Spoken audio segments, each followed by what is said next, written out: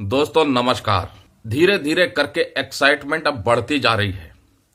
क्यों बढ़ती जा रही है? क्योंकि अब बस कुछ ही दिन रह गए हैं और उसके बाद पूरी तरह से तस्वीर साफ हो जाएगी कि आखिरकार जनवरी 2024 से बढ़ने वाला महंगाई भत्ता, महंगाई राहत यानी डीए डीआर कितने परसेंट हो सकता है, जिसका ऐलान मार्च में केंद्र सरकार की तरफ से किया जा सकता है। लेकिन उसकी गणना, उसकी कैलकुलेशन पहले ही अनुमानित कर ली जाएगी, क्योंकि दिसंबर 2023 के all India consumer price index और इंडस्ट्रियल वर्कर के आंकड़े 31 जनवरी तक आ जाएंगे और जुलाई 2023 से लेकर के दिसंबर 2023 तक के जितने भी सूचकांक आएंगे उन सब की कैलकुलेशन करने के बाद जनवरी 2024 से कितने परसेंट डीए और डीआर में बढ़ोतरी होगी, इसकी कैलकुलेशन सरकार के ऐलान करने से पहले ही विभिन्न सोशल मीडिया प्लेटफॉर्म पर आपको देखने को मिल जाएगी। अनुमानित है कि 4 से 5% महंगाई भत्ते और महंगाई राहत में बढ़ोतरी हो सकती है, जिसके बाद आपका जो मौजूदा डीए 46% है वो 50 या 51% तक पहुंच सकता है, जिसकी प्रबल संभावनाएं बनती चली जा रही हैं।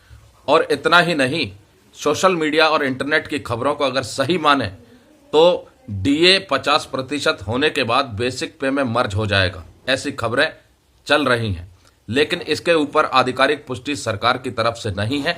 अगर ऐसा हो जाता है तो सेंट्रल गवर्नमेंट एम्प्लॉयज की सैलरी में एक और बम्पर इजाफा देखने को मिलेगा और साथ ही साथ 50% डीए के बाद आप सबको पता है कि कुछ अलाउंसेस भी रिवाइज होंगे, जैसे एचआरए इत्यादि। दूसरी तरफ केंद्रीय कर्मचारियों की तरफ से कर्मचारी संगठन लगातार प्रयास कर रहे हैं सरकार पर दबाव बनाने के लिए। पुरानी पेंशन की बहाली को लेकर के अनिश्चितकालीन हड़ताल तक की बात हो रही है, जो कि अलग अलग चरणों में की जाएगी। पुरानी पेंशन बहाली को लेकर के भूख हड़ताल पर भी लोग बैठे हुए हैं।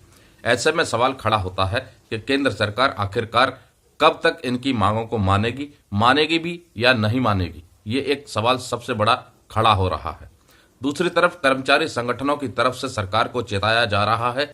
कर्मचारियों की, पेंशन भोगियों की और उनके परिवारों की संख्या को अगर मिला ले तो वो 10 करोड़ के पार जा सकती है, जो कि एक बहुत बड़ी संख्या है लोकसभा चुनाव में निर्णायक जीत या हार को उलटफेर करने के लिए। वहीं 50% डीए होने के बाद जैसा कि खबरें चल रही हैं सोशल मीडिया पर, इंटरनेट पर, कि सरकार पर दमदार तरीके से दबाव डाला जाएगा 8वें वेतन आयोग के गठन को लेकर के।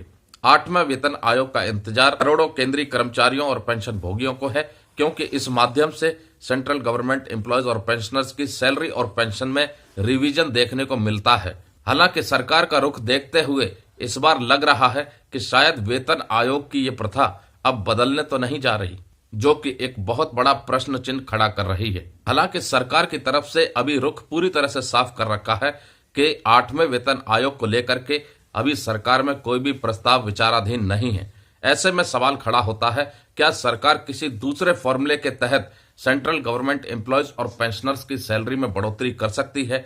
इसके आगे एक बड़ा प्रश्न चिन्ह लगा हुआ है, जिसका खुलासा होना अभी बाकी है, जो कि लाखों करोड़ों केंद्रीय कर्मचारियों और पेंशन भोगियों में एक्साइटमेंट की घड़ी को और भी तेजी से बढ़ा रही है। उम्मीद की जा रही है कि लोकसभा चुनाव से पहले केंद्र सरकार सेंट्रल गवर्नमेंट एम्प्लॉयज और पेंशनर्स की जो मांगे हैं उन मांगों को स्वीकार कर ले और केंद्रीय कर्मचारियों को, पेंशन भोगियों को साल 2024 का बहुत बड़ा तोहफा दे दे।